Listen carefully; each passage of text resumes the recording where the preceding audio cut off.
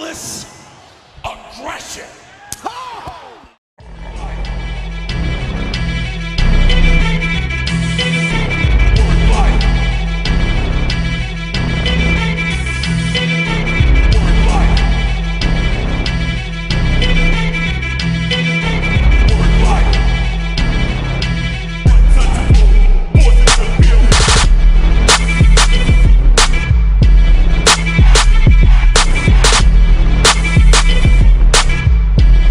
Bonjour à tous, Catcheux, Catchix, et bienvenue dans ce nouvel épisode de la Ruthless Aggression. Toujours accompagné de Lunatic pour Yo, débriefer cet épisode du 2 septembre 2002. Bonjour Lunatic. bonjour Pépé Foot, comment ça va? Ah, ça va, ça va. Alors, bon, cet épisode. Là, on se retrouve pour un nouvel épisode encore dans cette série sur la Ruthless Aggression. Et Raw du 2 septembre. Qu'est-ce que tu en as pensé dans l'ensemble? Ben, globalement, le Euro du 2 septembre, j'ai bien aimé, c'était plutôt sympa. C'était pas la folie furieuse, mais j'ai passé un bon moment devant. Oui, c'était plutôt un show sympa à regarder. Quelques petites longueurs, moi j'ai trouvé, mais c'était sympa. Donc, on commence tout de suite le show par l'entrée d'Eric Bischoff qui arrive dans le ring. Donc, dans un premier temps, bon, il n'est pas très content parce qu'en fait, Brock Lesnar leur a fait savoir que il allait être un champion exclusivement à SmackDown. Donc, lui, il dit que Raw mérite d'avoir son propre champion. Et donc, il invite celui qui, selon lui, mérite tout à fait d'être le challenger numéro un pour la ceinture qu'il va nous introduire. Donc, il fait venir sur le ring Triple H. Triple H, qui arrive aussi dans le ring. Et voilà, lui aussi, il dit que Lesnar a quitté Raw à cause de lui. Et que après ce qu'il a fait à Shawn Michaels, bon, il se vante un petit peu. Il dit qu'il mérite tout à fait d'être le challenger numéro un. Et en fait, bon, là, à ce moment-là, moi, je me dis que, voilà, Triple H va être... enfin, après, je savais déjà ce qui se passe, mais si tu n'avais pas encore regardé, si tu ne savais pas la suite, tu te dis que Triple H, voilà, on va faire venir un deuxième challenger et il va y avoir un match pour le main event, Ouais, pour le normal, titre. un peu de compétition, quoi, pour la Un scène. peu de compétition. Mais en fait, non. En fait, Eric Bischoff, en fait, il va juste donner la ceinture à Triple H et lui dire qu'il est le nouveau champion du monde poids lourd, vu que c'était apparemment lui le dernier champion du monde poids lourd. Et bah, ça sera lui qui sera champion du monde poids lourd. Et puis La, plus- voilà. la plus belle ceinture du catch, Bon, la clairement. plus belle ceinture du catch, on doit l'admettre quand même, hein. On doit l'admettre. Moi, j'adore cette ceinture. Et donc, Triple H est nommé. Là, on va même pas dire qu'il a gagné. Donc, il est nommé champion du monde poids lourd. Donc, il prend le micro, il commence à nous faire un long discours pour se vanter. Mais il est interrompu par Ric Flair. Oh, putain, Ouh. je m'attendais quand même à. Bon, mais c'est Ric Flair. On a le droit à Ric Flair, on va prendre Ric Flair. Ric Flair arrive, il rentre dans le ring. Que Raw, effectivement, mérite d'avoir un champion. Mais il dit que le champion, justement, devrait aussi mériter d'avoir la ceinture. Et que Triple H, on lui donne la ceinture comme ça et que c'était pas mérité. Donc, ils commencent un petit peu à se prendre la tête, les deux, là, Triple H et Ric Flair. Et Bischoff, voilà, Bischoff, il essaie un petit peu de calmer le jeu et il book un match entre les deux. Et il y a un petit chip shot de Triple H quand même à la fin du segment sur Ric Flair. Donc, le match est annoncé. Ric Flair affrontera Triple H plus tard pour la ceinture. Bon, qu'est-ce que tu as pensé du segment? Ben, premier segment, un bon petit segment d'introduction. Maintenant que je juge avec les yeux d'un mec de 2002, je trouve quand même un peu trop facile de donner la ceinture à Triple H, surtout qu'il n'a pas gagné son match à SummerSlam, même s'il a fini debout à la fin. Donc, j'imaginais bon, une sorte de tournoi d'anciens champions. Après, Arrow, est-ce qu'il y avait tant d'anciens champions que ça? C'est peut-être Jericho, mais après, les autres, est-ce qu'il y en a eu? Je sais plus. On verra pendant le show. Où tu pouvais mettre des anciens champions du monde entre eux et gagner la ceinture, mais au lieu de ça, tu donnes à Triple H parce que, bon, visiblement, aux yeux de la WWE, c'était la seule star de Raw, visiblement. Et je trouve intéressant quand même qu'ils défendent la ceinture contre Ric Flair. Même si, bon, j'ai envie de dire pourquoi tu n'as pas fait ce match-là pour définir le premier champion. Surtout que Ric Flair, bon, Ric Flair, il est un peu sur la fin, mais il a quand même eu cette légitimité de détenir la Big Gold Belt à de multiples occasions.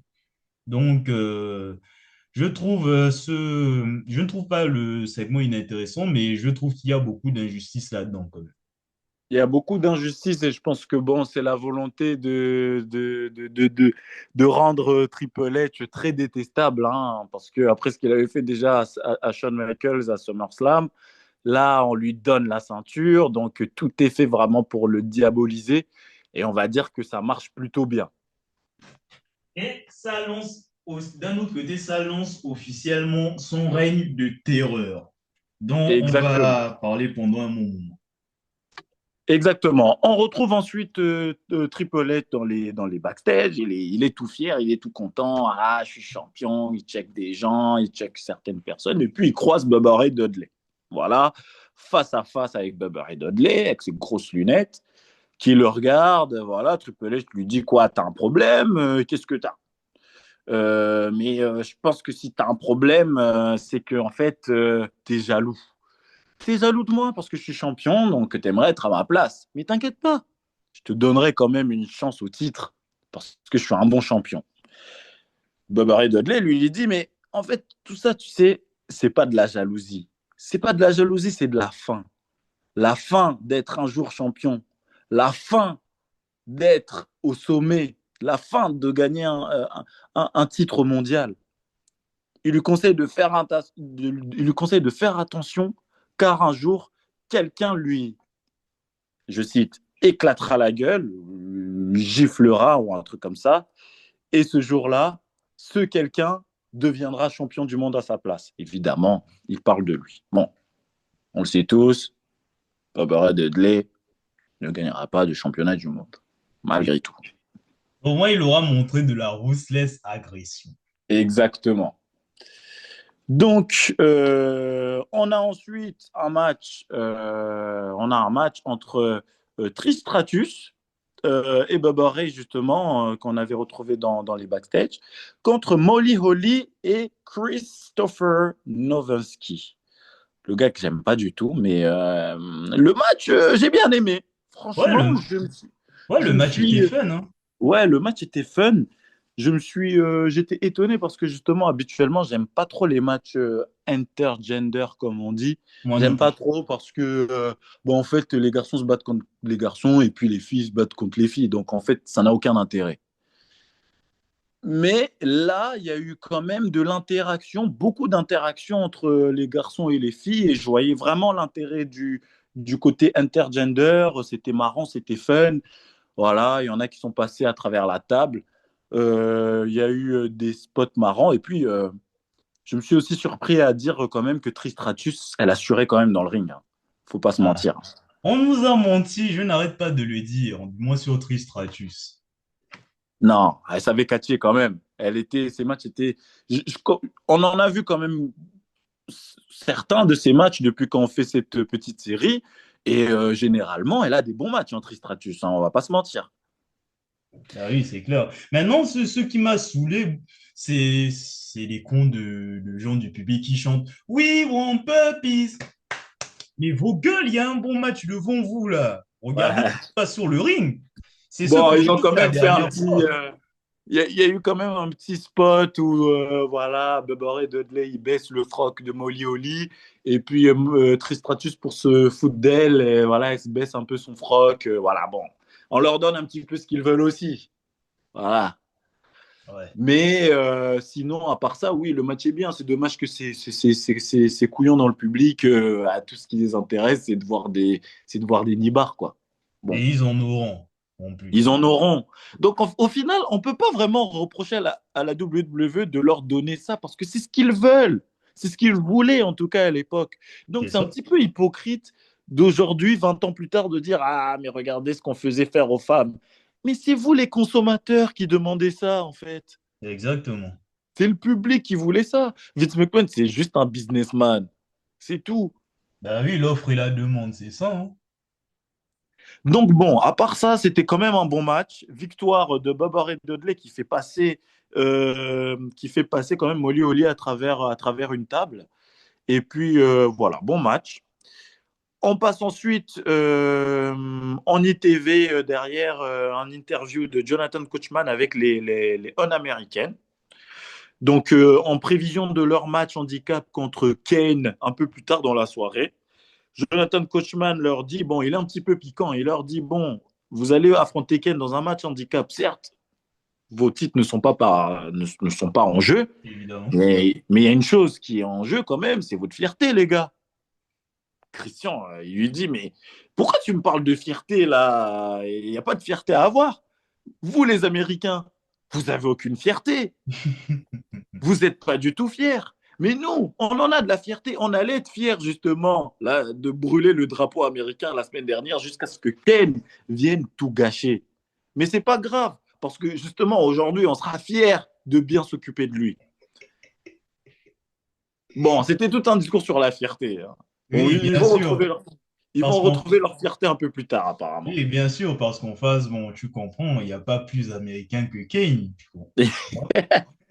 Bah oui, c'est vrai que c'est le symbole de l'Amérique. C'est le symbole de l'Amérique, l'enfant qui a été laissé dans un incendie quand il était petit et qui est revenu masqué pour s'occuper de son frère.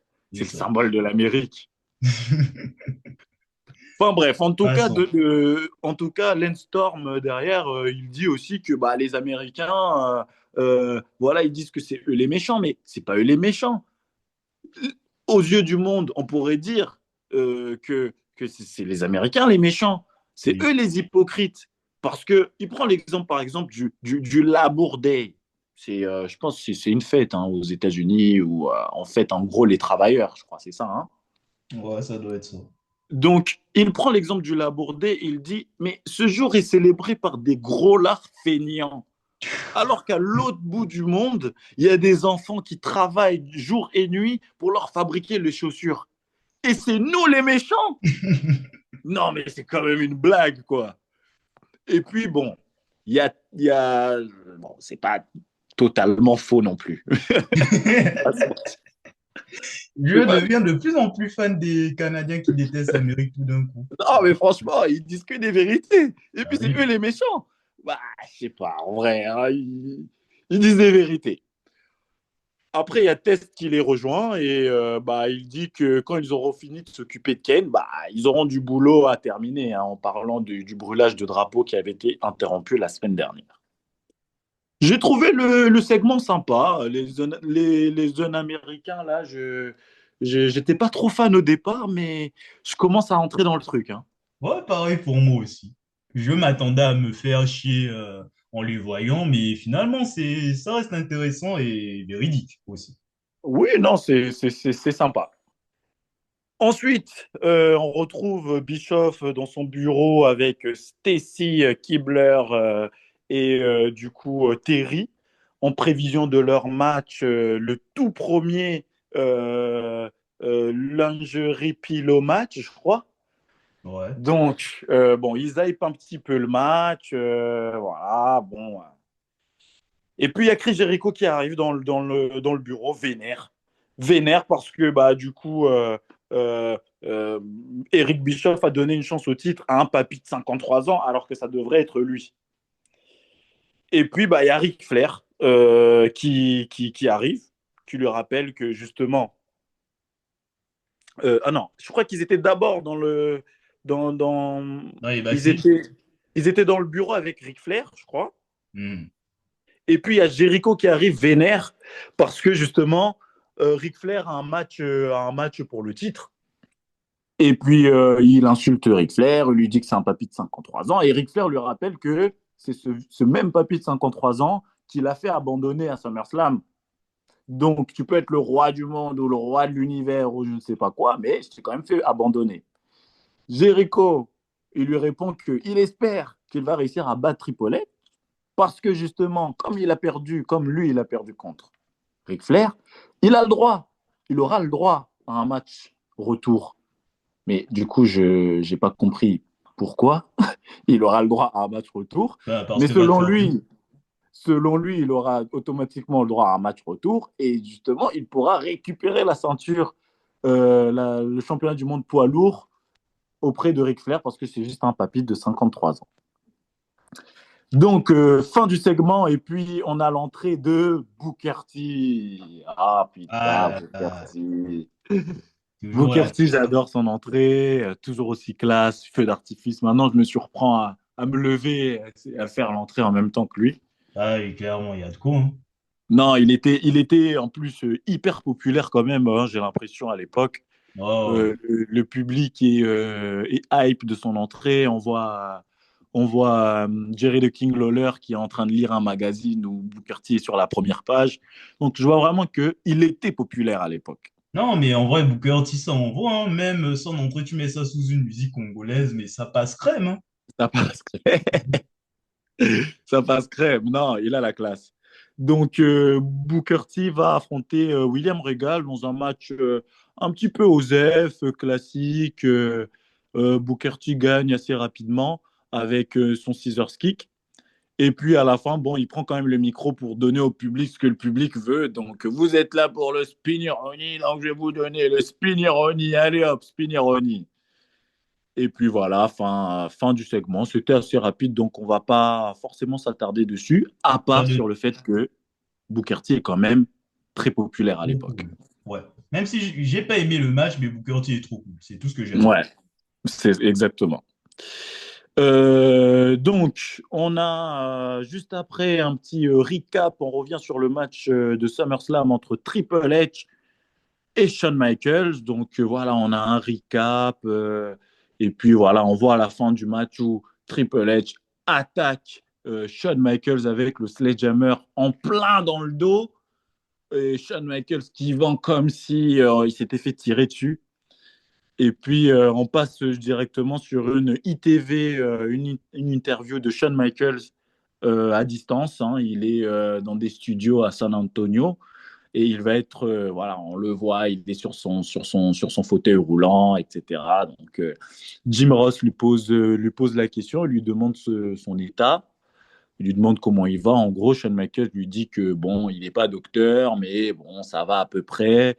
Il sent ses jambes, mais il a voilà, il a quelques petits problèmes de mobilité, mais qu'il espère pouvoir bientôt remarcher. Jerry the King Lawler lui demande si en fait tout ça, ça en valait la peine au final. Et Michaels dit que oui, il pense que oui, ça en valait la peine à cause voilà, à cause de l'émotion qu'il a ressentie avec les fans. Il ne pensait pas pouvoir remonter dans le ring un jour et puis il a pu le faire, donc il s'en valait totalement la peine. Mais il dit quand même à Triple H, il dit quand même que c'est pas à cause du match qu'il est dans cet état, mais que c'est à cause de Triple H et de cette attaque dans le dos. Ensuite, Michaels dit que il va quand même se venger de Triple H, hein. Il fait sous-entendre que il a dit à Triple H en fait ne chasse pas ce que tu ne peux pas tuer et que Mhm. il lui fait comprendre à la fin que il se vengera. Mhm. Donc bon, je m'attendais quand même à mieux sur ce petit segment. Je pensais qu'ils allaient voilà, que la rivalité allait être un peu plus, je sais pas, mise en avant, mais apparemment, c'est la fin de la rivalité, non? Oui, oui, là, il y a une pause dans la rivalité, du coup, pour que Shawn Michaels, en fait, s'absente pendant un temps. Et avec cette interview, en vrai, j'ai aimé. c'était en fait riche en espoir et montrant que voilà, le Heartbreak Kid n'est pas encore mort, qui peut revenir malgré l'état de son dos. Et ça, j'ai bien aimé. Mais Ouais. justement, cette interview, en fait, c'est pour justifier le fait qu'on ne le verra pas pendant un bon moment encore. Ok, bah en fait c'est selon. Bah oui, c'est vrai que son retour, bon, il était un petit peu anticipé, on a envie de dire, mais ouais, c'est vrai que moi je pensais, en regardant, je pensais que ils hypaient l'interview parce que ça allait être un chapitre de plus dans la rivalité, mais c'est vrai que c'était un peu pour mettre une petite pause à la rivalité. C'est ça. Mais c'était plutôt bien réalisé avec Shawn Michaels, voilà, qui dit à Triple H que je reviendrai pour toi. Ensuite, on a le match entre Ric Flair et Triple H. Bon, un match, j'ai mis un match sympa, hein, qui, je trouve, bonne alchimie entre Triple H et Ric Flair. Victoire de Triple H avec, à la fin, il y a une sorte de ref bump.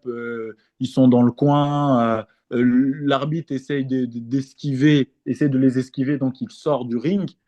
Et puis Triple H qui met un low blow à Ric Flair et il enchaîne avec un pedigree pour le compte de 3. T'as pensé quoi du match, toi, hein? Ouais, le match Tu l'as est... bien vu? Ouais, j'ai bien vu le match. Le match était plutôt propre, hein. C'était efficace, Mhm. voilà. Et quand j'ai vu le match, j'ai réalisé un truc. Bon, réalisé, c'est un truc que je savais, mais en voyant le truc, c'était vraiment flagrant. C'est que Triple H et Ric Flair ils catchent pratiquement pareil, en fait. Ouais, On dirait deux faces d'un miroir qui s'affrontent. Bon, sauf que l'autre face, bon, il a quoi, 40 ans de plus, hein, donc, donc ouais. ouais, c'était assez hallucinant de voir ça. Ouais, ils ont vraiment ils ont vraiment un style similaire. Ça, c'est vrai. Hmm. Ça, c'est C'est vrai. vrai qu'on a Triple H, ouais, le game, le barbare, bon, pas dans ce cas-là, lui, il a la barbe rasée, donc il fait plus méchant d'un film, quoi, chaperon, tout ça. Mais on voit The Game, on s'imagine que, ouais, gros bagarreur, la violence, tout ça. Mais Triple H, en vrai, son style de base, c'est un style technique à la Ric Flair aussi. Et on a souvent tendance à l'oublier. C'est vrai. Non, mais c'est vrai, ils sont plutôt méthodiques, ils essaient plutôt de raconter voilà, une petite histoire dans le match. C'est pas flashy du tout, mais c'est efficace. Ouais. Bah, à la fin du match, il y a une attaque de Chris Jericho qui vient s'en prendre à Ric Flair après son match perdu. Donc il attaque, il attaque, il attaque. Et puis il y a le save de RVD qui vient attaquer Chris Jericho. Triple H essaie de s'en prendre à RVD, mais RVD reprend l'avantage. Donc euh, à la fin, à la fin, je ne sais même plus ce qui se passe. Ouais, Triple H et Chris Jericho sont neutralisés entre guillemets par RVD. Ensuite, on retrouve Eric Bischoff dans son bureau avec le Big Show. Bon, le Big Show est pas content.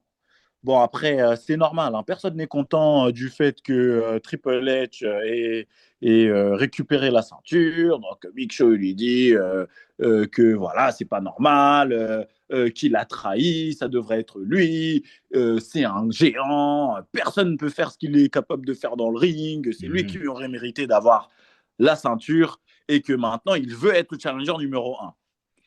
Bon, Bischoff lui dit fais-moi confiance, t'inquiète et tout, fais-moi confiance, je sais ce que je fais. Bon, déjà, si tu veux être challenger, il va falloir que tu m'impressionnes ce soir dans ton match contre Tommy Dreamer.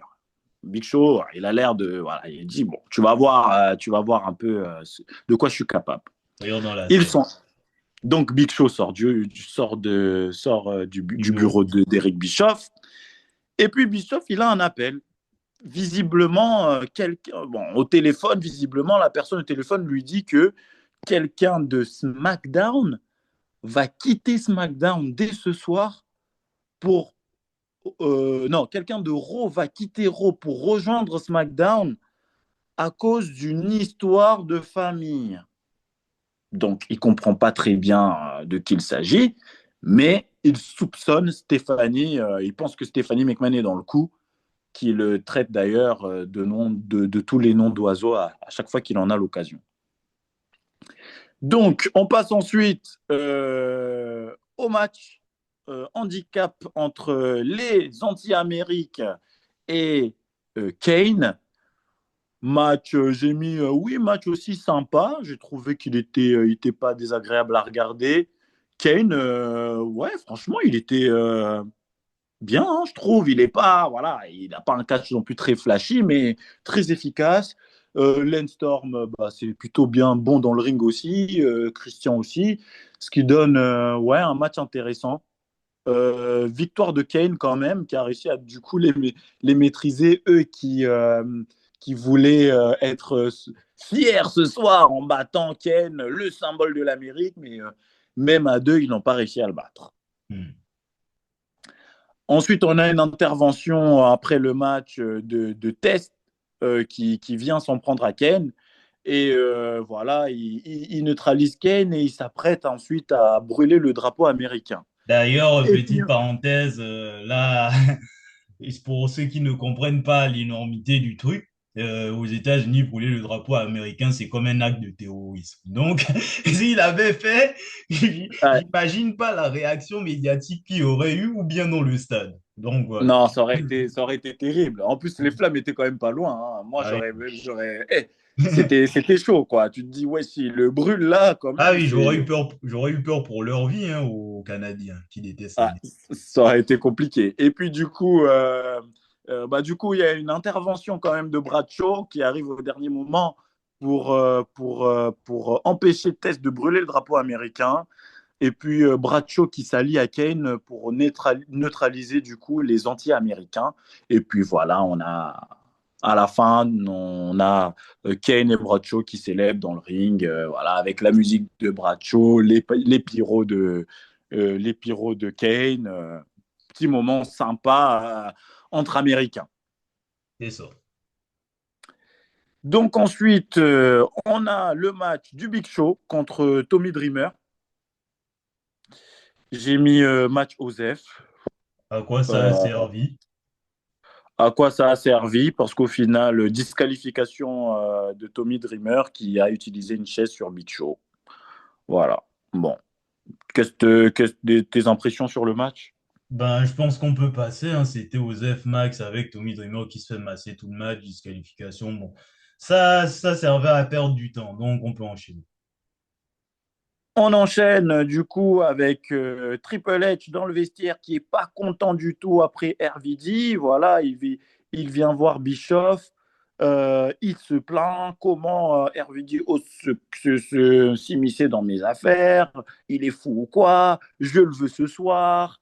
Je le veux ce soir. Et puis, attends, il y a un problème là. RVD, il a déjà un match. Il a déjà un match contre Chris Jericho. Bah, Chris Jericho, d'ailleurs, en parlant du loup, qui arrive lui aussi, qui dit attends, non, non, non, moi j'ai un match pour le titre intercontinental contre RVD. Vous n'allez pas m'arnaquer là. Et puis, il commence un petit peu à se prendre la tête. Et puis, bon, Bischoff, il panique et il book un match. Il book le match. Il dit, bon, écoutez, j'en ai marre de vos histoires. Ça va être un match par équipe. Toi et Triple H, donc Chris Jericho et Triple H contre RVD et Ric Flair. Bon, il y en a un qui est perdant quand même là dans cette histoire, non? Effectivement. Bon, le pauvre Jericho qui n'aura pas son title shot. Donc Chris Ah, Jericho, il n'aura pas dans du tous tout les cas, son match. dans tous les cas, il s'est fait niquer, déjà.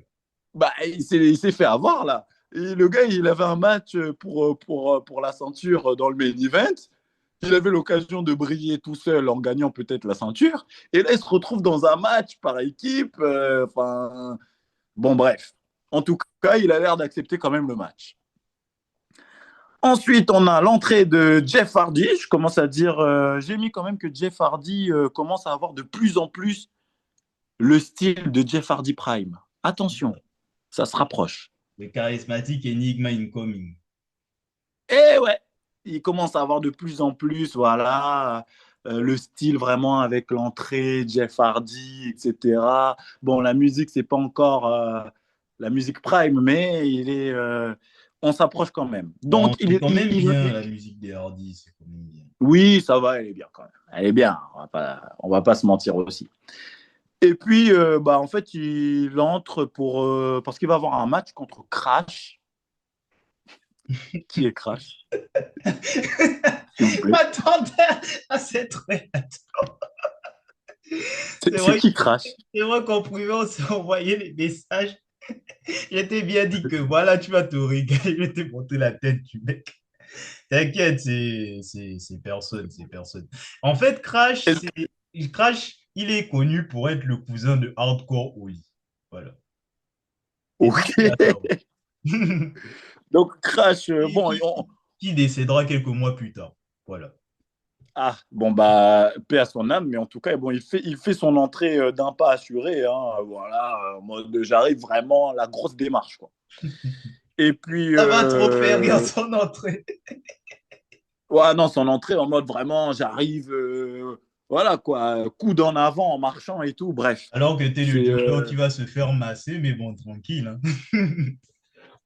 Donc, le match, en fait, il a même pas le temps de commencer, je crois, que interruption directement de Eric Bischoff qui le dit on arrête tout, on arrête tout.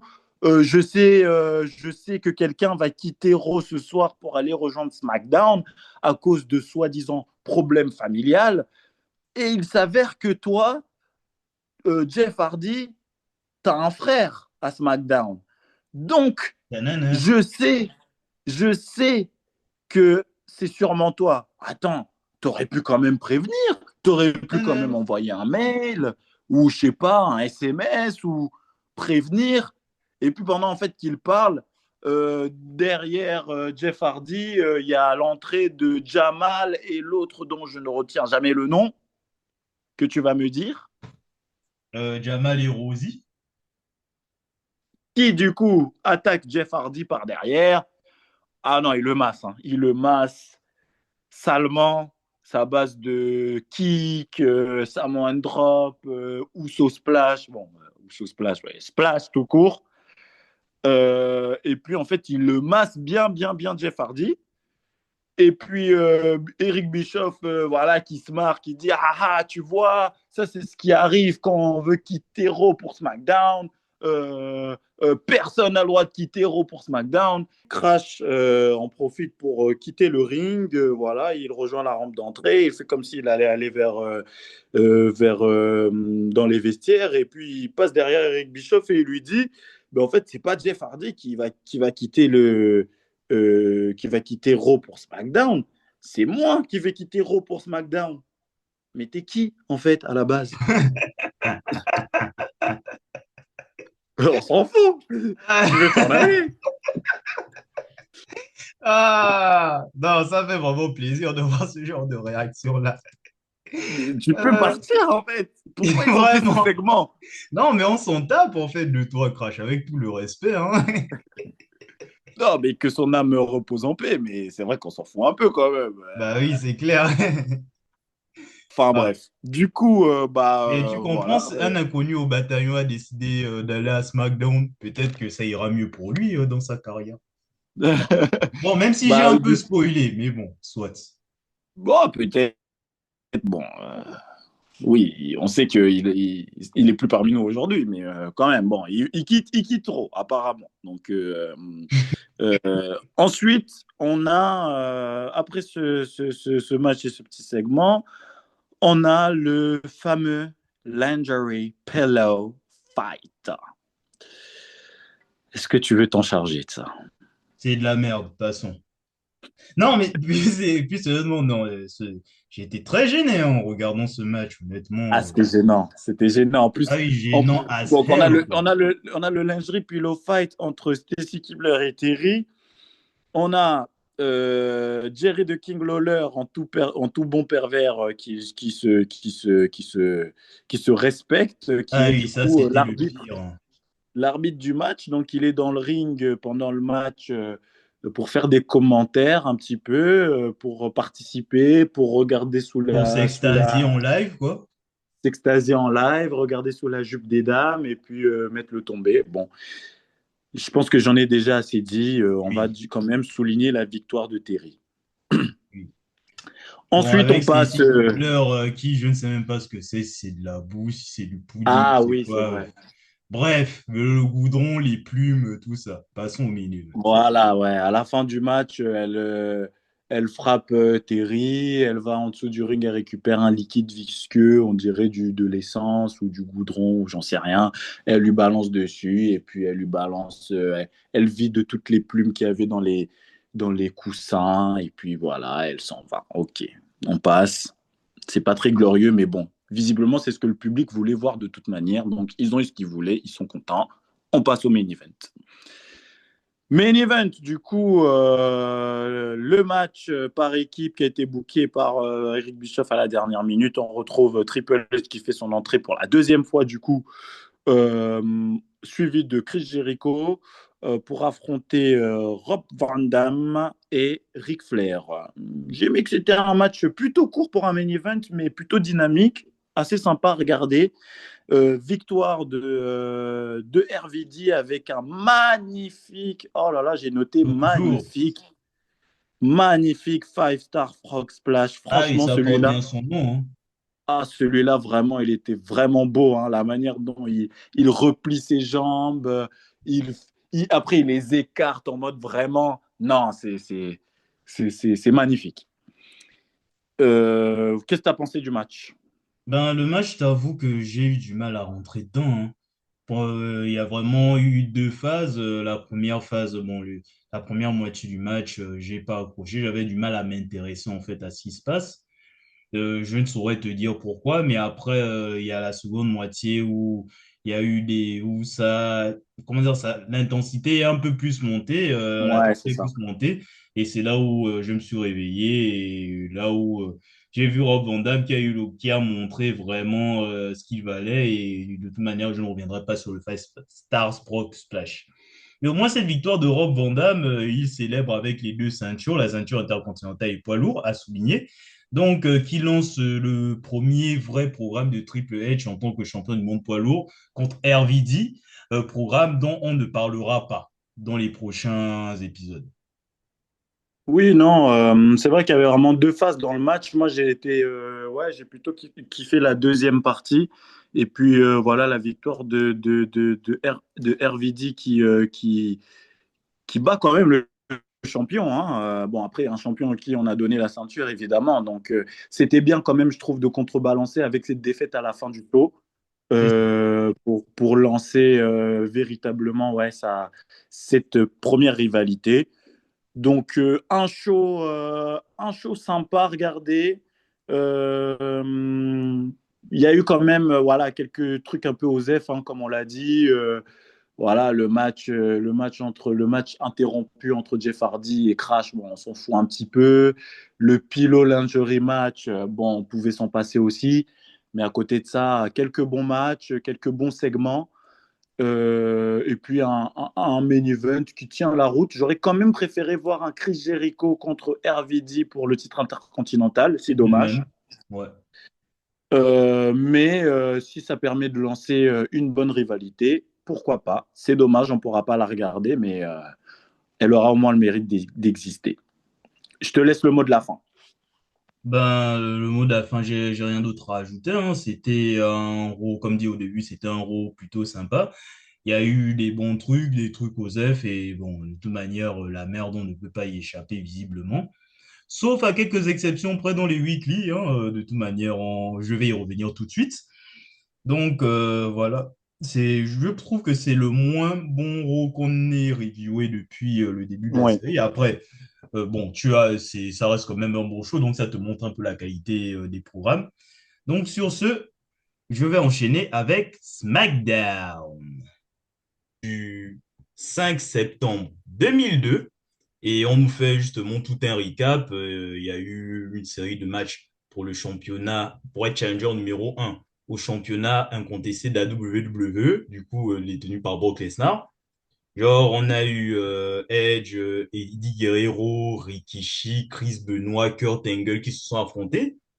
Et Stéphanie a annoncé que voilà, on va rajouter un peu plus de piment et que le dernier match, c'est un match triple menace comme il ne restait que Kurt Angle et Chris Benoit disponibles. Et elle ajoute le phénomène Undertaker qui est du coup désigné challenger numéro un pour le titre justement incontesté de Brock Lesnar. Et dans la soirée, ce soir à SmackDown, on aura le face-à-face justement entre le Taker et Lesnar. Mais avant tout ça, ben, on commence par un petit match d'ouverture, hein, voulez-vous? On a Rey Mysterio contre Billy. Donc, Rey Mysterio qui fait son premier match à SmackDown. Ah non, quoique non. Non, c'est son deuxième, puisqu'il a affronté Rico la semaine dernière. Du coup, ben, c'est un de ses premiers matchs contre Billy Gunn. Et en vrai, c'était un bon match d'ouverture, hein, franchement, très efficace. Rey Mysterio, toujours fidèle à lui-même, qui est très bon. Billy Gunn aussi, son travail, il est propre. Et quand j'ai vu le match, ça m'a, enfin, c'est pas une réflexion, c'est vraiment un truc qu'on peut se dire, c'est que, en fait, Rey Mysterio, c'est le parfait exemple de l'underdog ultime, en fait. C'est l'exemple du parfait underdog. Je ne parle pas d'underdog en termes d'apparence ou ce que vous voulez, qui ne correspond pas aux critères grand musclé, etc. Ou des underdogs qui sont plus comment ça, des common men, mais plutôt des underdogs vraiment en termes de taille, quoi. Genre, Rey Mysterio, c'est le parfait outsider dans ce Mm. match et franchement, il a bien vendu ce côté-là. Et je ne vois pas d'autres personnes dans le catch actuel qui sont aussi bons que Rey Mysterio dans ce domaine-là. Donc, Pépé Foot, je sais pas ce que tu en penses. Non, je suis totalement d'accord avec toi, hein. Rey Mysterio, surtout en travaillant à la WWE, évidemment qu'il va toujours, quasiment toujours dans ses matchs, être contre des catcheurs qui sont plus grands, plus musclés, plus puissants. Donc, ça fait que toujours, il doit toujours user de sa vitesse, user de sa taille, en fait, pour prendre l'avantage. Ce qui fait que souvent, il est dans des matchs où il est dominé par quelqu'un de puissant et lui, il doit toujours revenir. Donc, oui, je te rejoins sur le fait que c'est un peu quand même l'underdog ultime. Ces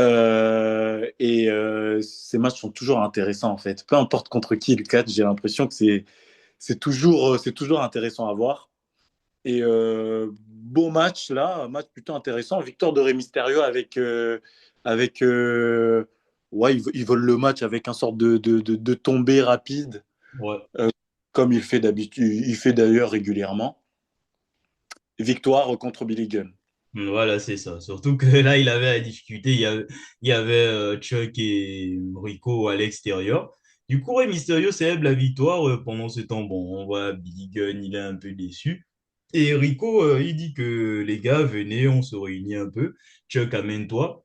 Alors, Hum. Billy ne pense pas à cette défaite. Il y a plus important.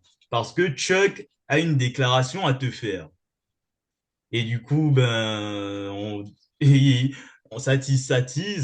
Du coup, Chuck, bon, attends, Chuck. Avant qu'on ne fasse la déclaration, sors la chose de ton slip.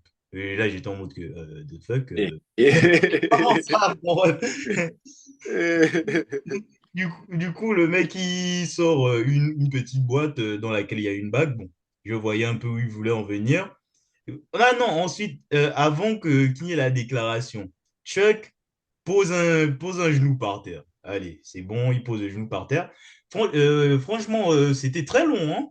J'ai rien noté dans cet épisode de SmackDown, mais si je devais prendre des notes, je me disais que vraiment le truc, c'est très long alors qu'on voyait la chose venir, quoi. Et maintenant, Chuck, Moi, je sais pas, enfin, t'as vu venir la chose. Enfin, j'ai vu venir la chose à partir du moment où il sort la boîte et qu'il commence à mettre son genou au sol. Mais ouais, c'est avant ça, je me suis pas dit du tout qu'il allait lui dire ce qu'il lui a dit au final. Non, mais je suis d'accord avec toi. C'est vrai qu'au début, voilà, on attend. Mais même pour le teasing, bon, à partir du moment où il a sorti la bague, même pour dire qu'il faut poser le genou à terre, il prend encore le temps. Je trouve ça long, quoi. Ouais, ça devient long à partir de ce moment-là, c'est vrai. Ouais. Après, il dit que voilà, Billy, nous avons été longtemps partenaires, tout ça, par équipe. Maintenant, j'aimerais qu'on aille plus loin. Billy, est-ce que tu veux m'épouser? Et là, Billy en mode, oh mon Dieu, quelle surprise! Je m'y attendais vraiment pas. Bien sûr, Mm. je veux t'épouser. Du coup, il pose l'alliance sur le doigt de Billy. sous une pop du public quand même, hein, mine de rien. Ouais. Mine de rien, ouais. Ça m'étonne quand même. On est en 2002, je vous rappelle. Ouais, ouais, mine, bah après, ça reste du divertissement. Hmm. C'est vrai, c'est vrai. Mais ouais, je sais pas, j'ai trouvé ça étonnant comme segment. Je l'ai pas vu venir. J'en avais jamais entendu parler de ce segment, donc j'ai trouvé ça bizarre. Genre, je me suis dit, à quoi il demande en mariage homosexuel en tag team? Enfin, j'ai rien compris, mais ok, bon, curieux de voir ce que ça va donner. Ouais. Et spoiler, ça sera le fil rouge de ce show d'ailleurs. Suivez mon regard. Ensuite, on nous remontre justement la demande en mariage, etc., etc. Maintenant, il nous faut un truc quand même pour récupérer de nos émotions, hein. Et quoi de mieux que les beaufs qui font leur entrée. Oui, les beaufs, les beaufs. Une fois de plus. Mais ça ne sera pas pour un segment. Ça ne Pour sera un pas, match, enfin, voilà, pour un match. Ça ne sera pas pour une promo, ça sera pour un match. enfin. Donc, Jamie Noble va défendre sa ceinture cruiserweight contre un certain Shannon Moore. Bon, inconnu total au bataillon, hein, tout comme tout, hein. Franchement, Ouais, non, mais lui là, celui-là, par contre, je me suis dit, c'est qui celui-là, une fois de plus?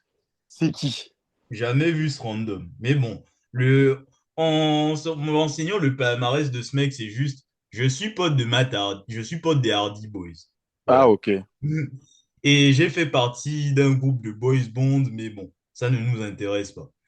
Sinon, le match était bien, hein. C'était un bon petit match de championnat, voilà. Et Jamie Noble, c'est vrai qu'on a tendance à se rappeler de lui en tant que, ouais, jobber qu'on ne voit pratiquement jamais, ou bien le mec de la sécurité de Rollins de mémoire récente. Mais c'est mine de rien, c'était un bon catcheur, hein, Jamie Noble, quand même. Mal- C'est un bon catcheur et ce run-là en tant que champion cruiserweight, ces nombreux segments aussi là en tant que beauf, finalement, il a eu quand même un petit run plus ou moins intéressant, quoi. Il n'était pas non plus. Il n'a pas toujours été jobber, on peut pas dire ça. Ah oui, clairement. Donc, ouais, j'étais plutôt surpris par ce match. Bon, moi, je connais ouais, Jimmy Noble aujourd'hui, on va dire producteur à la WWE, un des gardes du corps de Rollins. Mais c'est vrai que là, en regardant, moi, je connaissais pas du tout ce run de lui. Je suis pas fan, mais respect. Voilà. hein. Ouais, Shannon Moore aussi là a montré de belles petites choses, mais c'est pas suffisant puisque Jamie Noble le bat déjà avec un saut contre en powerbomb et un Tiger Driver 97. Il gagne clean hein, en plus. Il n'y a pas eu de grosses interventions de Nidia. Bon, c'est vraiment, ça m'a un peu étonné. Mais bon, en tout cas, bravo Jamie Noble, même si pendant le match, il était toujours en mode que, hé, t'as vu? Elle est belle, hein? Elle est belle. Je ne sais pas si parler de Nidia ou de la ceinture. Personnellement, j'aurais parlé de la ceinture. Mais bon. Moi aussi. Ensuite, nous avons Brock Lesnar qui se prépare pour son match contre Randy Orton. Étonnant. Donc, Eman, il rappelle un peu à Lesnar le CV de Orton en mode ils se sont entraînés ensemble, que voilà, ils ont fait partie, ils font partie de la même industrie, la même usine de cash, tout ça. Que Randy Orton, c'est un catcheur de troisième génération, donc faut te méfier. Et pendant que les man essaient de briefer Lesnar, il y a Orton qui s'amène pour dire que tu ferais mieux d'écouter ton manager, ton avocat, parce que, bon, moi, je te respecte, il n'y a pas de souci, mais j'ai pas compris le terme. Randy Orton a dit un truc, I don't sweat you. J'ai essayé Ouais, de voir ouais. Bah, la traduction, mais ça donne une traduction littérale en mode je ne te transfère pas, je ne t'aime pas. Bon, en fait, je comprends ça plutôt par je ne te considère pas, quoi. ouais, moi j'ai compris ça en mode plutôt, genre, tu me fais même pas transpirer, genre. Hmm. Du genre, style, ouais, j'ai pas peur de toi, tu vois, Ah, tranquille. parce que vu comme ça, c'était bizarre, franchement. Mais Ouais. en tout cas, Lesnar dit à Orton que Orton qui s'en va, t'inquiète, ça va pas tarder. Ensuite, il y a Edge qui se balade dans les couloirs parce qu'il y a il y a un main event match à 6 avec Undertaker, Edge et Rikishi contre Kurt Angle, Eddie Guerrero et Chris Benoit. Du coup, Edge il s'amène dans les couloirs et il voit le dos de Rikishi, il se tape des barres. Parce que derrière, derrière le dos de Rikishi, il porte un t-shirt où on voit le cul, quoi. Voilà. Et du coup, Edge, il s'amène, il dit à Rikishi que moi qui ai fait beaucoup de comédies dans ma carrière à WWE, je pense que ce cul imprimé sur ton dos, c'est la chose la plus drôle que j'ai vue de ma vie. Et Rikishi, il est là, il ricane un peu, il dit que non, non, faut pas rigoler, hein, le cul que tu vois comme une blague, c'est ce cul en fait, c'est un mode de vie. Rikishi, voilà. Et il dit que voilà, il s'est pris beaucoup de culs au visage dans sa vie. Donc c'est pour ça que son standard en fait, c'est de poser ses fesses sur le visage des gens. Hmm. Pour qu'ils T'as- comprennent maintenant. Est-ce que tu as, un avis sur, sur cette déclaration philosophique de Rick? J'étais juste mort de rire, en fait. Pendant tout le segment, j'étais mort. Déjà, quand j'ai vu le t-shirt avec les fesses derrière, Ah oui, ah oui, c'était à mourir de rire, effectivement. j'étais mort de rire. J'ai vu le t-shirt avec les fesses derrière, j'étais mort. Je me suis dit, oh putain, dommage, je l'aurais acheté si j'étais à l'époque. Je l'aurais acheté. Et après, quand il explique sa philosophie en mode, tu sais, genre très sérieux, tu vois. Oui. Genre, ouais, ça, c'est toutes les fesses que je me suis mangé dans la face. Maintenant, pour faire comprendre aux gens, je leur fais bouffer les fesses pour qu'ils sentent maintenant l'odeur. Il disait ça, mais en mode totalement sérieux et c'était hilarant. Enfin, ouais, moi, C'est ça le plus drôle. j'ai adoré le segment, ça m'a trop fait rire. Ah oui, moi aussi, moi aussi. Bon, bon une chose qui va moins nous faire rire, Brock Lesnar, Malak Sorton en même pas 5 minutes. C'est bon ou pas? Ouais, bon, à ce moment-là, ils n'étaient pas vraiment au même niveau, ça va. Ah oui. Bon, Il lui fait, non, il, il le malaxe rapidos. Bon, le match, ça va quand même. Brock Lesnar, il domine. ouais, Il domine un peu. Ça se finit sur Randy Orton sur la troisième corde qui tente un crossbody. Brock Lesnar le chope. Il fait roulature lui-même. Il attrape, il le balance là-haut. F5, c'est terminé. voilà, c'est ça. Du coup, Ah, quel athlète, hein, quand même. ouais, ouais. Non, Lesnar, c'était quelqu'un, hein, c'était quelqu'un. Même si, bon, le charisme n'était pas encore là, mais le talent était présent déjà. Ouais, non. C'était un athlète, ouais. Hmm. Ensuite, nous avons Mark Henry qui se balade dans les couloirs. Il aperçoit Rico et il aperçoit Billy et Chuck pour les féliciter pour le futur mariage qui les attend. Transition. Nous sommes dans le bureau de Stéphanie McMahon, vraiment en mode femme d'affaires, respect madame, hein. Franchement, tu gères beaucoup mieux ton show que Eric Bischoff, hein. D'ailleurs, Oh, en parenthèse, vraiment SmackDown, je le dis déjà, SmackDown cet épisode, ils ont tout raflé parce que j'ai vraiment, j'ai vraiment rien de négatif à dire là-dessus. C'était trop bien. Mais bon, je le dis, je dirai la même chose en conclusion. non, Donc, mais Stéphanie, c'est vraiment Madame la directrice. Hein. Ouf! ah oui, clairement. Waouh, waouh, waouh, waouh, waouh, waouh, waouh! Quel sacré paquet! Waouh! Putain, je comprends que je pense que tous les catcheurs là, ils devaient tous baver sur elle, non? Ah oui, vraiment du bon pain, hein. Là, c'est la boulangerie, là. Son bureau, Oh, c'est... vraiment, vraiment, vraiment. Bon, bref, je te laisse reprendre. Bon, du coup, elle fait signer le contrat de SmackDown à Crash Holly, hein, qui a laissé en plan Eric Bischoff. En mode que merci madame pour ce contrat à SmackDown, je ne vais pas vous décevoir, vous verrez dans le match de ce soir. Voilà, merci. Et il y a le révérend Yvonne qui fait son entrée dans le bureau et qui se plaint en fait du fait que comment on puisse tolérer le fait que Billy et Chuck fassent une demande en mariage direct à la télé comme ça. Et Stéphanie dit que non, c'est tout à fait normal. Et en plus, la semaine prochaine, on aura le mariage, justement. Donc, ça, ça va encore ajouter un bon truc au show. Et Yvonne est un mot que blasphème, quoi. À un moment dans Il est scandalisé. ah oui, c'est un scandale. Dans la Bible, on dit que Adam se met avec Ève. On ne dit pas que Adam se met avec Steve. C'est c'est pas croyable, c'est honteux. Et, et Stéphanie rétorque écoute, Yvonne, au lieu de faire de l'homophobie, tu devrais penser à te préparer pour ton match contre Batista plus tard ce soir. Et là, j'étais en mode que, attends, déjà, Ouais, là, déjà. le deal est déjà fini comme ça, quoi. Waouh. Ouais, ça allait vite, hein. On dirait que Batista était déjà prêt, hein, à y aller tout seul. Bon, après, on sait ce qui va se passer, il va rejoindre l'évolution et tout. Mais on dirait qu'ils étaient déjà prêts à le lancer un petit peu tout seul, hein. Ah oui, tout va très vite hein, dans cette histoire-là, quand même. Ouais, ça va hyper vite. Ouais, ouais, ouais. Bon, ensuite, nous avons un petit match hein, entre Mark Henry et Tajiri, où Mark Henry il roule littéralement sur Tajiri. Hein. Avec Tajiri, Tajiri se défend plutôt bien quand même, il se défend plutôt bien. Ouais, Et il essaye, mais il n'a pas beaucoup d'offense quand même, hein.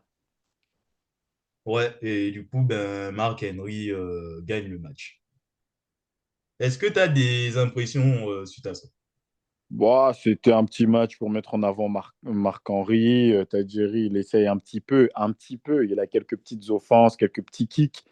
Mais c'est surtout Marc-Henry qui lui roule dessus et qui gagne facilement, hein. Rien de particulier à dire sur ce match. Hmm. Ouais, pareil pour moi, c'était un petit match qui mange pas de pain. Bon, du coup, on arrive au vif du sujet, hein, la confrontation entre Brock Lesnar et l'Undertaker, du coup, en attendant le match de championnat. Et comme je vous l'ai dit, je n'ai rien écrit. Donc là, ce que je vais vous dire, c'est les grandes lignes. Maintenant, si PV Foot, tu as des éléments à rajouter, ben, je te laisse t'en occuper. Du coup, globalement, il y a Brock Lesnar qui frime un peu que voilà, le mec, comment dire ça, il a été champion dans les catégories de lutte. Il a gagné le King of the Ring. Il a battu The Rock pour devenir champion de la WWE. En mode que lui, c'est vraiment le net big thing. Et franchement, c'est pas l'Undertaker qui va lui poser de soucis ou bien le terrifier, ni l'intimider. Du coup, l'Undertaker, il rétorque que ouais, t'inquiète, je respecte ton parcours. Il revient un peu sur ce qu'il a dit, voilà. Mais il est en mode que, écoute, petit, c'est vrai que tu as eu tout ce palmarès-là, mais moi, je suis American Badass. Donc, je suis là pour rendre les gens célèbres et toi, je vais te rendre célèbre en te bottant le cul et en récupérant cette ceinture. Du coup, il n'en fallait pas plus pour exciter Brock Lesnar. Hein, et Eman tente de le calmer et tu vois seulement qu'il y a une confrontation entre les deux pour conclure le segment. Est-ce que j'ai tout bon, Pépé Foot? Oui, hein, plus ou moins. Vers la fin, ouais, vers la fin, Taker, bon, il remet un peu en place Brock Lesnar. Ça allait plutôt bien se finir, on va dire, chacun balance sa punchline. Mais là, Eman, en fait, il en rajoute un petit peu. Il commence à parler de la famille de Taker, il commence à parler de sa famille, il commence à lui dire euh, que Brock Lesnar, en gros, lui, il a que 25 ans, sa seule famille, c'est la ceinture. Mais toi, ta femme, Sarah, je ne savais pas qu'il avait une première femme avant Michel McCool, je suis en train de découvrir. Il mentionne la femme de l'Undertaker qui est enceinte. Il lui dit, mais une fois que Brock Lesnar t'aura totalement botté le cul, il n'y aura plus personne pour s'occuper de ta famille. Moi, je veux bien m'occuper de ta femme Sarah. Mais par contre, ton bâtard de fils, là, il se démerde. Et là, c'est là que l'Undertaker se lève et ça allait partir en fight. Bon, Eman, il fout la merde, mais après, derrière, il essaie quand même de calmer Brock Lesnar en mode s'il te plaît, Brock, s'il te plaît, te bagarre pas, s'il te plaît. Mais ouais, segment, bon, on va dire, c'est un peu les interviews qu'on met en place quand il n'y a pas vraiment de rivalité. Tu vois, quand il n'y a pas vraiment de feud à proprement parler entre deux catcheurs qui vont s'affronter, on les met juste en face, insultez-vous pour faire monter la tension pour le match. Voilà, Ouais, c'est je tout. vois ce que tu veux dire. Mais ça fait le café, ça fait le taf. J'ai envie de voir le match. Ah oui, clairement, clairement. Ensuite, au Testify, Divon fait son entrée, le révérend Divon, parce qu'il va affronter Batista, qui avait déjà sa musique Walk Alone. Bon, c'était la première version, bien sûr, Oui, la version sans lyrics. c'est ça. Ensuite, ben, en gros, Batista expose Divon, hein. Après, c'était pas son mal, hein. Divon, il faisait quand même preuve de malice, genre il donnait un coup de chaise à l'autre d'arbitre pour avoir l'avantage. Mais à la fin, c'est Batista qui finit par l'exploser avec une Batista bombe. Tout va trop vite avec ces jeunes-là, quand même. C'est incroyable. C'est incroyable à quel point c'est allé vite avec Batista. Je pense qu'ils ont dû voir un talent de ouf parce que il y a 2 mois encore, il était là en équipe avec Divon. C'était un petit peu son garde du corps ou son je sais pas quoi là. Avec il y a encore quelques mois en arrière, il était encore en mode, il arrivait avec une sorte de mallette, je sais plus.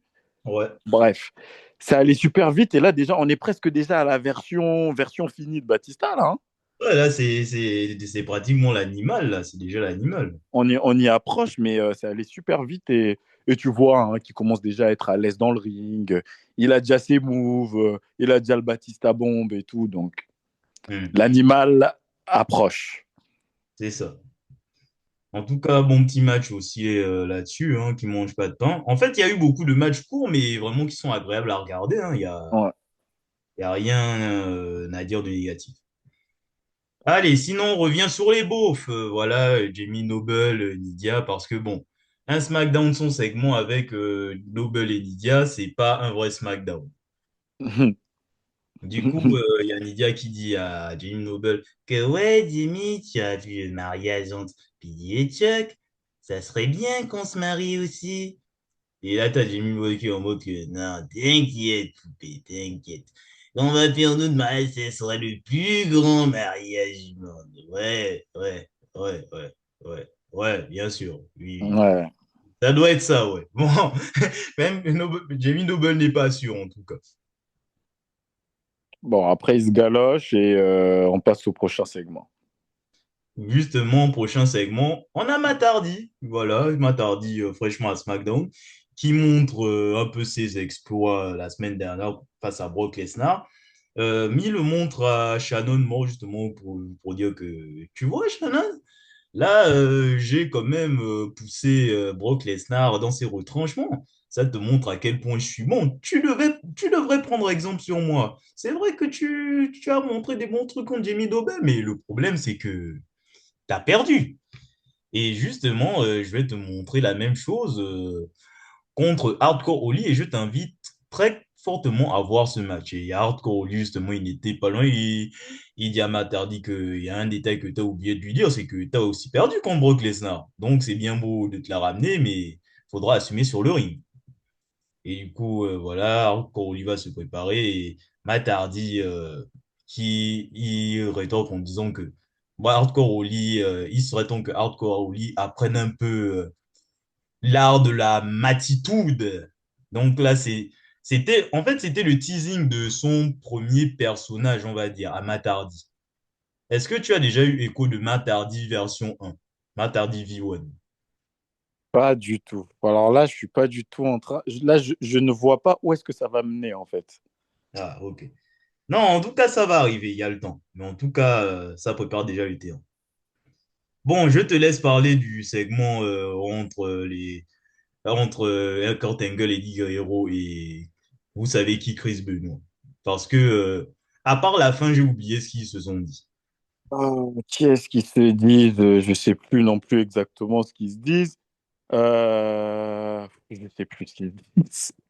C'était pas, c'était pas très. Il y a un moment où Kurt Angle se moque un peu de Chris Benoit, hein, quelque chose comme ça. Mais Chris Benoit, c'est le partenaire de Eddie Guerrero, donc Eddie Guerrero le défend. Et Chris Benoit arrive ensuite en mode c'est de moi que tu parlais comme ça.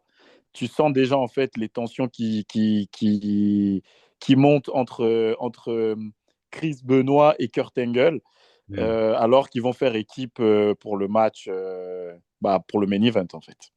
Non, et là, il y a, En fait, il y a Kurt Angle qui donnait des surnoms d'oiseaux en mode que, ah, en fait, Rabbit Wolverine, mon cul, c'est plutôt Ouais, c'est Rabbit ça. Chihuahua. Et derrière, Chris Benoit, il écoutait et il rigolait en mode, ah, ah, ah, ah, ah, Hmm. Rabbit Chihuahua, ah, t'es pas bon, Kurt Angle, ah, ah, ah, ah oui, c'est vrai, Undertaker a gagné parce qu'il a fait le tomber sur moi. Euh, Au passage, il est très effrayant quand il rigole, Chris Benoit. Bah oui, parce qu'en fait, tu lui manques une Chico. Du coup, en fait, il fait plus. Il fait peur. Déjà qu'il fait peur de base déjà. Là, le mec, j'aimerais pas avoir ce genre de type à côté de moi qui rigole, hein. Je ne serais pas serein là. Non, voilà, il fait peur. Tu sais, il est tout petit, tout musclé de partout, avec un visage. Même son visage, on dirait, il est musclé. Et tu vois, il lui manque une dent. Donc tu te dis, le mec, qu'est-ce qu'il a fait pour qu'il lui manque une Bref. dent? Donc il n'a pas un visage rassurant du tout, du tout. Ah oui, clairement. Et du coup, Chris Benoit, il dit que c'est drôle, mais est-ce que tu aurais pu faire mieux? Et là, Kurt Angle, il est en mode que je suis quand même the Olympic Gold médailliste, quand même, je fais taper des gens. Oui, mais est-ce que tu m'as déjà fait taper? Est-ce que tu es sûr que c'est si on se la fout maintenant là, je ne te ferai pas, je ne te soumettrai pas. Allez, on parie et là, Eddie a voulu calmer le jeu et du coup, on passe au match entre Matt Hardy et Hardcore Holly. Hmm. Un bon petit match aussi, hein, tranquille. Matt Hardy, voilà, il est censé montrer l'exemple. Il n'y a pas grand-chose à dire, voilà, c'est les deux, ils maîtrisent leur catch. Et on commence à voir un Matt Hardy un peu fourbe par-ci, par-là, parce qu'il a essayé de gagner en trichant, en tirant le slip, mais au final, ça se retourne contre lui, et du coup, vainqueur hardcore Oli. Ouais, Hardcore Holly qui gagne un peu en, en cédant en fait du pantalon de Matardi. Et apparemment, c'est ce que Matardi dit à la fin du match. Il est pas content en mode ouais, mais t'as triché, t'as triché. Alors qu'il avait essayé plusieurs fois de tricher quand même pendant le match. C'est ça, c'est ça. Ensuite, nous avons Funaki. Il était là en 2002. Ok, bon. Et il interview Rico, justement. Quelles sont vos impressions sur le mariage? Comment ça va se passer? Et Rico dit que non, le mariage, ben, ça sera le plus grand mariage de tous les temps, hein. Ça va rentrer dans l'histoire de la WWE, Billy et Chuck.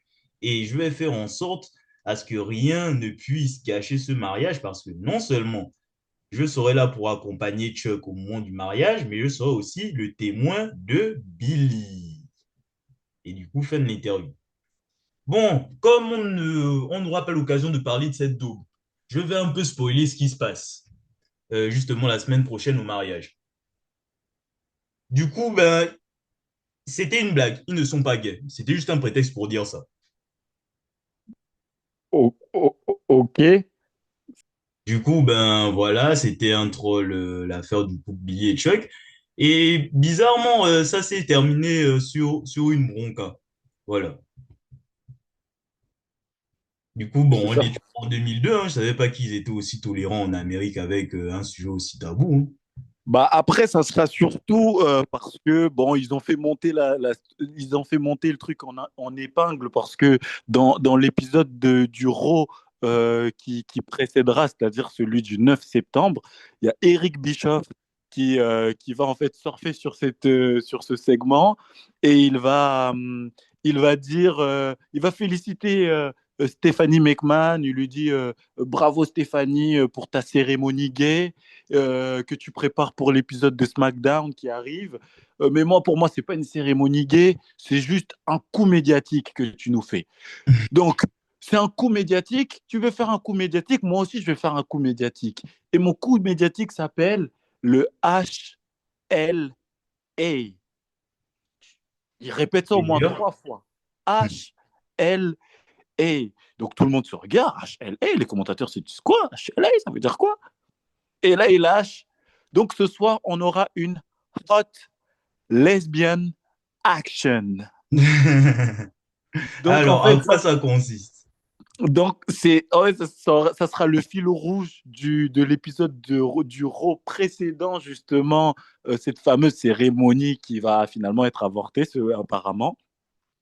Ça sera le fil rouge de l'épisode de Raw Bischoff nous a promis pendant l'épisode qu'à la fin, il y aura une hot lesbian action. En fait, ça sera deux lesbiennes qui vont se retrouver sur le ring. Bon, Bischoff va les chauffer un petit peu, elles vont commencer un petit peu à se déshabiller, à enlever leur haut et tout, machin. Voilà, Bischoff demande de quelques petits trucs un peu pervers, elles commencent à se toucher, on va dire à se câliner, à se faire des petits bisous. Et puis là il leur dit que à la télé, il y a deux choses qui marchent, le sexe et la violence. Je sens ce qui va arriver. Oh putain. Oui, Le continue. sexe et la violence. Donc là, on a eu notre dose de sexe. Faut se dire que les deux lesbiennes sont elles sont en sous-vêtements hein, sur le ring. Tout le monde est chaud. On a hâte de voir la suite. Je t'avoue que même moi, j'étais entré dans le truc là, tu vois. Oh, J'étais dans le truc. pas toi. Si, j'étais dans le truc, vraiment. J'avais envie de voir la suite. Et là, il nous dit, bon, maintenant, c'est fini pour le sexe. C'est l'heure de la violence. Et là, il y a deux mecs qui arrivent depuis le public. En fait, c'est Umaga et son partenaire par équipe que je connais pas. En fait, Umaga, il n'est pas en version Umaga, il est en version, tu sais, gros t-shirt, Ouais, ouais, bandana, short et tout. les, Tu vois? les 3 minutes warning avec Voilà, c'est ça. Amal et Rosie. Ils arrivent les deux dans le ring, les deux petites, elles sont à Walpé quasiment, hein. Elles se font malaxer, mais d'une Aïe, aïe, manière. aïe. C'est à base de super kick dans le ventre. Il apprend, il la soulève. Bah, Samoan drop. Il en prend une, il en met une sur l'autre par terre. Umaga monte sur la troisième corde. Plat sur les deux. J'ai fait, mais ouais, c'est parti en couille le truc. Ah oui, c'est C'est parti. lunaire le truc. Je vois d'où vient le terme action maintenant dans le truc de Bishop. Hot lesbian action. Donc, en fait, voilà, tout ça, c'était une parenthèse pour dire que ils ont fait monter le truc en épingle jusqu'à Raw. Au final, dire que non, c'était juste pour le buzz. Ah, je suis déçu. Ah oui, il y a de quoi, hein. Franchement, il y a de quoi. Et bon, là, j'imagine pourquoi depuis il n'y a plus d'histoire comme ça à la WWE, hein. Encore entre les nanas, mais entre deux hommes, bon, j'ai pas souvenir que ça soit arrivé depuis, hein. Non, je crois pas, hein. Et j'avais même jamais entendu parler de ce segment. Genre, je pensais même que ça avait jamais existé un truc comme ça à la WWE. Mais visiblement, ils sont pas allés au bout de leur truc, quoi. C'est ça. Mais bon, qu'est-ce qu'il nous faut pour nous remettre de tout ça, maintenant, de toute cette anecdote? Bon, fallait bien que je spoil, on n'allait pas parler du show. Donc, nous avons Crash qui salue son cousin, hein, Hardcore Holly. Du coup, en mode que vas-y, petit, bonne chance. Et parce qu'il va affronter le Hurricane. Donc, voilà, un bon petit match aussi qui mange pas de pain. Intéressant le match, hein, je l'ai trouvé, moi, hein. Ouais, ouais, le match Enfin, était sympa, hein. pas intéressant. Non, j'irais pas jusqu'à dire intéressant, mais bon, plutôt. Ouais, c'est un bon match, ouais. Bon match, beaucoup d'action, ça catch bien. Il y a du high fly, il y a de la technique, il y a du strike. Hmm. Victoire de Cash. Je sais pas pourquoi surprenant, parce qu'au final, le Hurricane, c'était pas non plus. Voilà, c'était pas non plus. C'est quand même le Hurricane, quand même, face à Crash, quoi. Ouais, il crache le bas. Voilà, et le bas clean en plus. Ouais. Donc, et Moi, ça m'a surpris. Le Hurricane à la fin du match qui lui serre la main et qui lui lève le bras. Donc, fair play. Ouais, respect, respect. Et du coup, enfin, on arrive au main event dans le Six-Man Tag Team match, hein. Undertaker, Edge, Rikishi contre Kurt Angle, Chris Benoit et Eddie Guerrero. Ce match était fun. C'était très fun à voir. Vraiment. Ouais. Je recommande, bon, est-ce que c'est disponible sur le net? Est-ce que c'est disponible sur YouTube, Dailymotion? Ça, je vous laisse la liberté de voir, mais franchement, c'était un super match. Pour moi, c'est en fait le meilleur match de ce SmackDown, en fait. Parce que c'était vraiment fun à regarder. Ouais, c'était fun. Le public était vraiment dedans. Il y avait de l'ambiance. Le match était intéressant. Chacun sortait Euh, ses gimmicks. Chacun sortait ses finishes. Et Rikishi qui sort du coup son Sting Face. C'est adoré aussi. Et Ouais. Et tu non, as mais Kurt. Rikishi, il était marrant quand même, hein. Ah oui, il faisait clairement pas tâche dans ce match, hein. C'est un peu la crainte que j'avais. Ouais, non, il faisait pas tâche parce que là, on a des gros noms entre l'Undertaker, Kurt Angle, Dominic Venter. Après, on a des mid-carders un peu Edge qui est en train Bon, il est plutôt Monté. mid-carder à ce moment-là, Edge, hein. Ouais, ouais. Et on a Chris Benoit qui est quand même mid-carder aussi et Eddie Guerrero.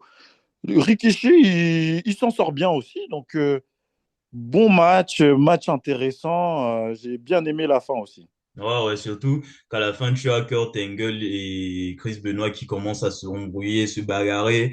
Là, tu as Eddie qui est en mode que, oh, allez, calmez-vous! On est censé être une équipe, ils se font bousculer, ils le bousculent, ils se bagarrent à l'extérieur. Tu as seulement Eddie, il est en mode, j'en ai marre de ces conneries, en fait. Et tu as les trois Hobbs qui sont derrière lui. Eddie Guerrero lui-même, il sent le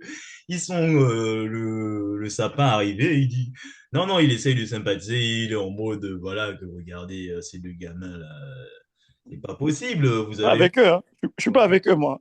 Voilà, c'est ça. C'est pas moi, c'est eux. Du coup, ben, il se fait quand même casser la gueule, hein. Les mecs, ils sortent tous leurs grosses prises. Tu as Edge qui fait le spear sur... Il met d'abord des points à la gueule. Spear sur Eddie Guerrero. On lui met sa tête sur les fesses de Rikishi avant de terminer sur un chokeslam de l'Undertaker pour la victoire des gentils pour finir le show. J'ai adoré ce show, vraiment. Ouais, il était bien. Des petits matchs, mais des bons matchs. Il y avait du rythme encore. Moi, j'aime bien quand c'est rythmé comme ça. Mais j'ai vraiment l'impression que c'est typique même des SmackDown de l'époque, hein. Beaucoup de rythme. On enchaîne les segments, les matchs, segments en match, segments en match. Bon, peut-être aussi parce qu'on est sur le network et on n'a pas les pubs. Ouais. Mais ça, c'est.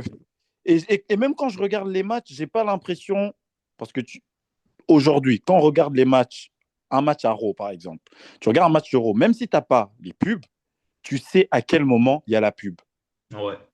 Tu vois ce que je veux dire ou pas? Ouais, ouais, je vois, je Il vois, y je a vois. des moments où ils font plus rien. Voilà, je te prends prise de tête, je travaille ton bras, juste le temps que la pub elle passe et après l'action elle recommence. Mais j'ai l'impression quand tu regardes ces SmackDown là, il n'y a aucun moment où c'est plat comme ça pour faire attendre le moment où il y a la pub. Il y a de Non, il n'y a l'action tout pas le de temps, moment tout le temps, mou. tout le temps.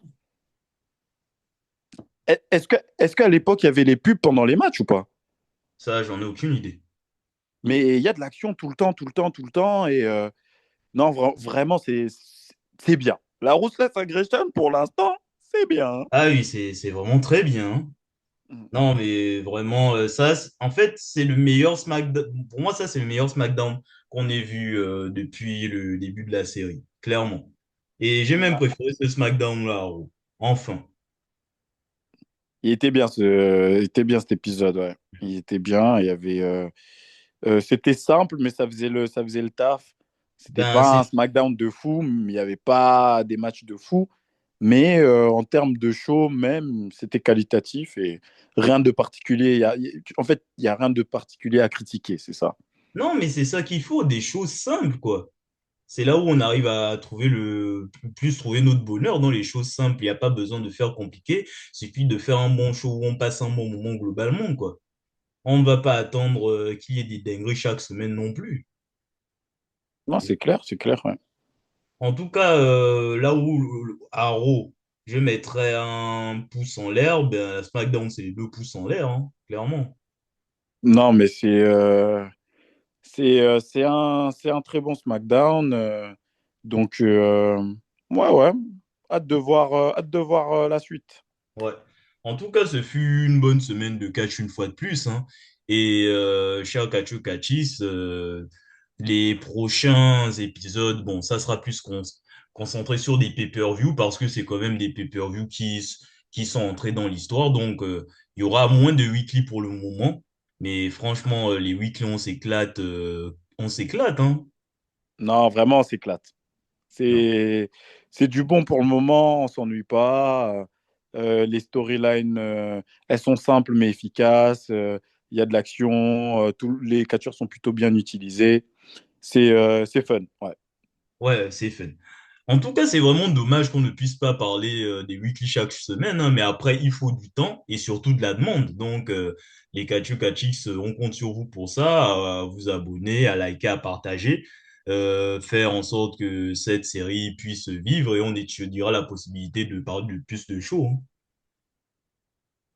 Ouais, t'as tout dit. Sur ce, ben, on se retrouve le mois prochain, justement, pour le prochain pay-per-view. Bon, j'ai plus le nom en tête, mais c'est pas grave, ça va arriver. À bon attendeur, salut!